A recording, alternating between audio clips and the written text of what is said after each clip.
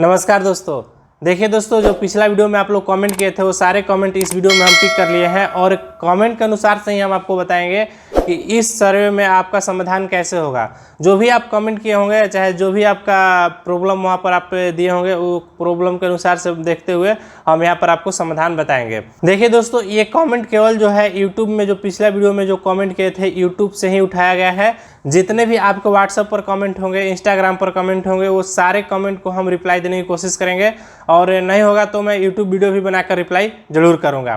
फिलहाल जो कमेंट हम इस वीडियो में पिक किए हैं, चलिए इस कमेंट का रिप्लाई दे देते हैं ताकि जो भी कमेंट किए थे कि नहीं हमें रिप्लाई कुछ मिलेगा, उनका कुछ रिप्लाई मिल सके। क्योंकि वहाँ मुझे देखने को बहुत बार ऐसा मिला है कि अगर रिप्लाई मैं नहीं देता हूँ यूट्यूब वीडियो कमेंट का, तो वहाँ पर होता है कि दोबारा जो है मुझसे पूछे जाते हैं वही सेम क्वेश्चन। तो जैसे कमेंट आए थे नंबर वाइज सारे कमेंट जो है यहाँ पर हम पिक कर लिए हैं ताकि कोई ये दोबारा कमेंट ना करे कि हमारा कमेंट जो है यहाँ पर नहीं पिक किया गया है। चलिए दोस्तों, यहाँ पर देख लीजिए। यहाँ पर फर्स्ट कमेंट है संतोष लाकरा का। यहाँ पर ये बोल रहे हैं खतियान में कैफियत के स्थान पर अवैध दखल लिखा रहता है, तो इसका मतलब क्या होता है। दोस्तों, यहाँ पर कैफियत का मतलब होता है अभियुक्त कॉलम की ये बात कर रहे हैं। यहाँ पर इनको जैसे कभी कभी खतियान में कैफियत लिखा होता है तो कहीं पर ये अभियुक्त कॉलम होता है। कैफियत और अभियुक्त कॉलम दोनों एक ही होता है, दोनों का मतलब ही एक होता है।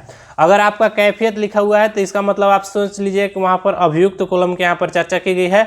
और अगर अभियुक्त कॉलम में, जैसा कि मैंने पिछले वीडियो में आपसे बताते आ रहा हूँ कि अगर अभियुक्त कॉलम में अवैध दखल मान लिखा गया है तो ये आप समझ लिए कि जब सर्वे वहाँ पर हुआ था, जब खतियान आपका बना था, वहाँ पर क्या हुआ होगा कि वो सरकारी ज़मीन होंगे, आपके पास कोई डॉक्यूमेंट नहीं होंगे, तो वहाँ पर जो सर्वेयर थे वहाँ पर अगर आपका कब्जा होगा, घर मकान इत्यादि पाए गए होंगे, तो वहाँ पर अवैध दखल जो है अभियुक्त कॉलम में दर्ज करके सर्वे कर दिए होंगे। तो इसीलिए जो है संतोष लेकरा जी आपका खतियान में जो है अवैध दखल लिखा होगा वहाँ पर।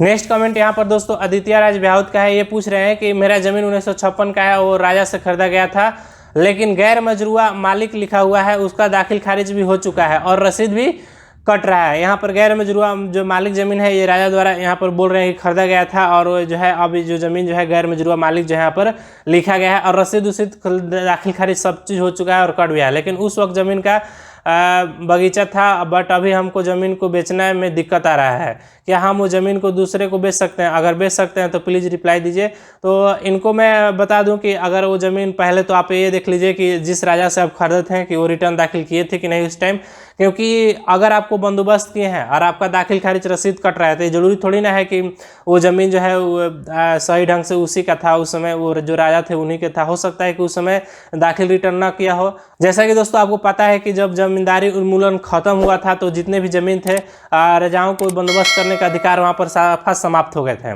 तो अगर मान लीजिए जमींदारी उन्मूलन से पहले का अगर आपका ये ज़मीन लिखवाया हुआ है, चाहे रिटर्न दाखिल किया हुआ है, तब तो इस ज़मीन को आप बेच सकते हैं क्योंकि आपके पास सबूत है।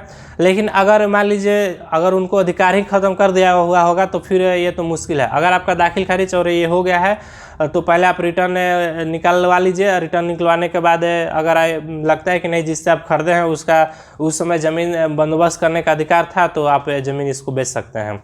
लेकिन यहाँ पर मैं आपको क्लियर कर दूं कि अगर गैर मजरूआ मालिक ज़मीन है और चाहे गैर मजरूआ आम ज़मीन है, इस तरह के ज़मीन जो होते हैं जिनको दे दिया जाता है उन्हीं का होता है। यहाँ पर डायरेक्ट बोल दिया गया है कि इस ज़मीन को जो है अस्थानीय होता है, मतलब इसको आप बेच खरीद नहीं सकते हैं। जिससे आप खरीदे थे अगर वो उनका अगर रिटर्न वहाँ पर होगा उनके नाम से और उनका आपका केवाला बन गया होगा तब तो आपको रहती मान लिया जाएगा, अन्यथा ये रहती आपका ज़मीन नहीं माना जाएगा। हालांकि यहाँ पर एक पॉइंट नोटिस करने वाला है कि यहाँ पर ये बोल रहे हैं कि 1956 का है, तो इनका जो है 1956 से है। अगर कट उठ रहा है रसीद तो इनका रहती होगा ही होगा, क्योंकि इनका रिटर्न भी दाखिल हो गया होगा वो जो जिनसे खरीदे होंगे, और ये जो इनका ज़मीन दाखिल खारिज भी हुआ होगा तो रसीद कटते आ रहा है तो इनका जो है यहाँ पर रहती मान लिया जाएगा।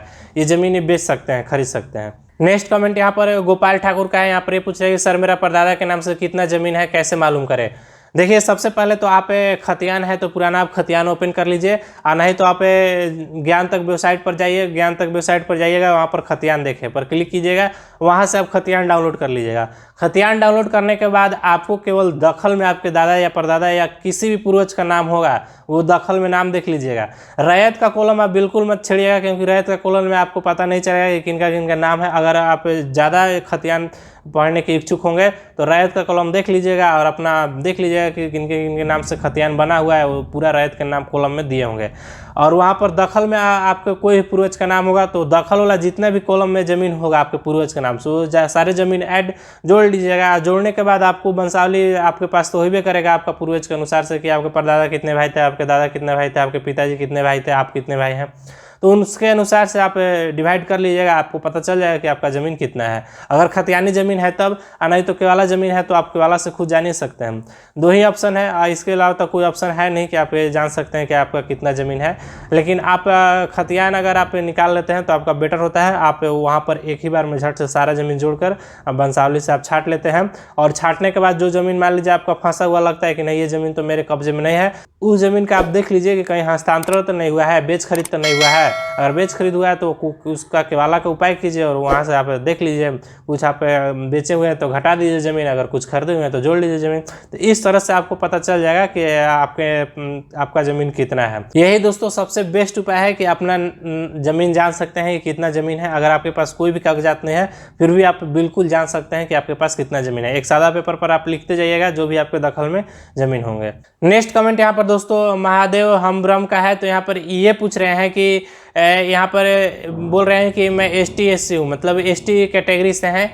और यहाँ पर बोल रहे हैं गैर मजरूआ ज़मीन पर खेत मेरे पास खतियान भी है नहीं है, और उसके बगल में जिसका रहती ज़मीन है वो उसके पास भी गैर मजरूआ खतियान नहीं है, तो वो ज़मीन किसका होगा। यहाँ पर इनका एक क्वेश्चन है। ये पूछ रहे हैं गैर मजरूआ जो है मालिक चाहे आम ज़मीन कुछ भी होगा ज़मीन, और ये पूछ रहे हैं कि हम ST हैं तो किसी ज़मीन जो मान लीजिए कोई और दूसरा जनरल कास्ट चाहे कोई दूसरा कास्ट के लोग हों और वहाँ पर उनका ज़मीन रहती है और उनके सामने वाला ज़मीन जो है इनके जोधपुर में था होगा, तो ये पूछ रहे हैं कि वो ज़मीन जो बोल रहा है कि हमारा है। तो यहाँ पर मैं आपको क्लियर कर दूं, नहीं ये ज़मीन आपका है और ना ज़मीन उनका है। देखिए दोस्तों यहाँ पर मैं इन दोनों का ज़मीन क्यों नहीं है, मैं क्यों बोल रहा हूँ, क्योंकि यहाँ पर गैर मजरूआ है और ये बिल्कुल सरकारी ज़मीन है। चाहे मान लीजिए आप ST हैं तो आपका अधिकार जो है यहाँ पर सीमित है। ऐसा नहीं है कि आप ST हैं तो ये आपका ज़मीन हो गया। आपका बस इतना ही अधिकार है कि आप मान लीजिए ST हैं तो हो सकता है कि आपको भूमिहीन परिवार से आप हैं तो आपका घर मकान के लिए ज़मीन नहीं है, तो हो सकता है कि CO आपके नाम से बंदोबस्त कर दे 2-4 कट्ठा। लेकिन ऐसा तो बिल्कुल नहीं है कि अगर गैर मजरूआ ज़मीन है तो ये आपका ज़मीन है, ना ही उसका ज़मीन है ना ही आपका ज़मीन है। हाँ, वहाँ पर ये हो सकता है कि एक पब्लिक प्रॉपर्टी है यानी कि वो सरकारी ज़मीन है तो वहाँ पर सब कोई उपयोग कर सकता है। लेकिन ये नहीं कि कोई अपना पर्सनल यूज के लिए उस ज़मीन का उपयोग कर सकता है कि हमारे सामने है तो हम पर्सनल उपयोग कर सकते हैं, ऐसा बिल्कुल नहीं है। गैर मजरूआ मालिक ज़मीन है चाहे आम ज़मीन है, अगर पूरी तरह से सरकारी ज़मीन होते हैं इससे ना ही आप खरीद सकते हैं, ना ही बेच सकता है, ना ही कि अपना निजी ज़मीन कह सकता है और ना ही कोई कह सकता है कि ये ज़मीन पर हमारा अधिकार है।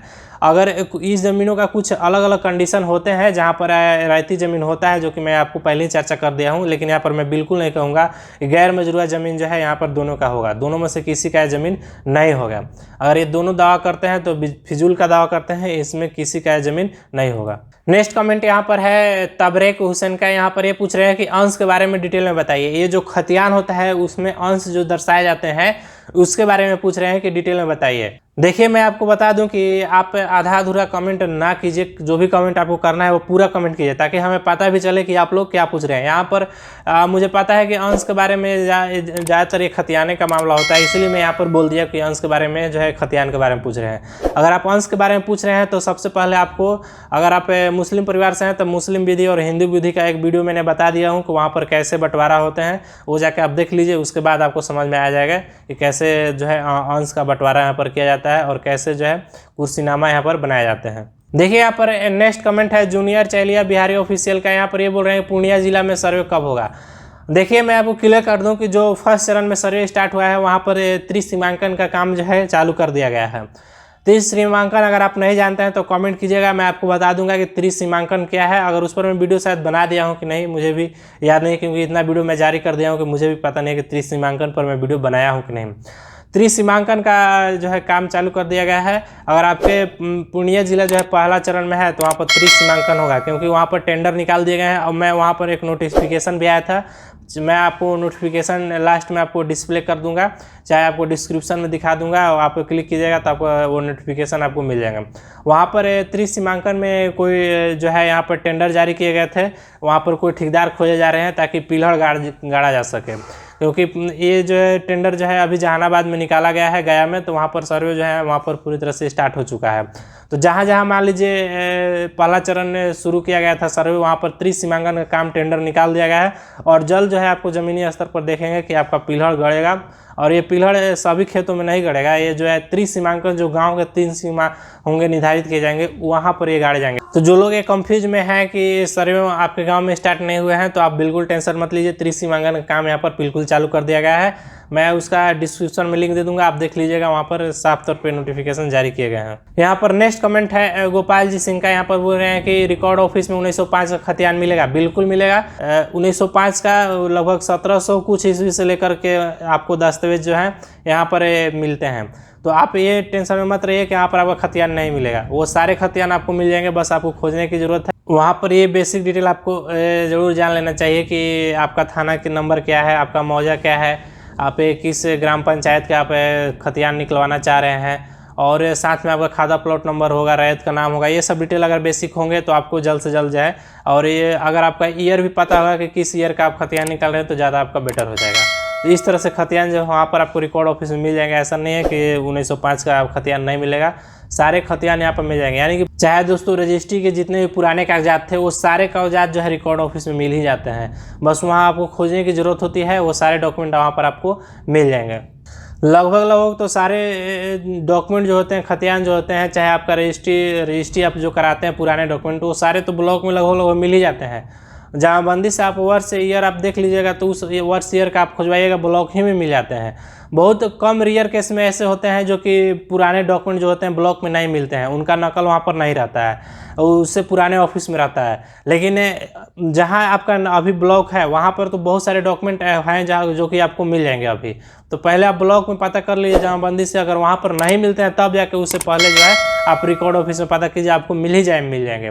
और अभी तो फिलहाल जो न्यूज़ आया था कि 1770 ईस्वी से लेकर जो अभी तक जितने भी ये ज़मीनी कागजात थे जो कि न्यायालय द्वारा मांग की जाती थी तो नहीं मिल पा रहे थे, तो सारे जो है डॉक्यूमेंट अब डिजिटलाइज किए जा रहे हैं। तो इससे क्या होगा कि आपको और आसानी से जो है कहीं भी आप ऑफिस में जाइएगा तो फट सुकून आपको मिल जाएंगे। देखिए यहाँ पर नेक्स्ट कमेंट है भैरव यादव का। यहाँ पर ये पूछ रहे हैं कि सर मेरे पास गैर मजरूह आम जमीन था सर, 1960 विजिलेंस सर्वे मेरा नक्शा कट गया था, और जमाबंदी भी 1950-60 के टाइम हो गया था और उसका खतियान नहीं है, उसको क्या सरकार मान्य देगा या नहीं?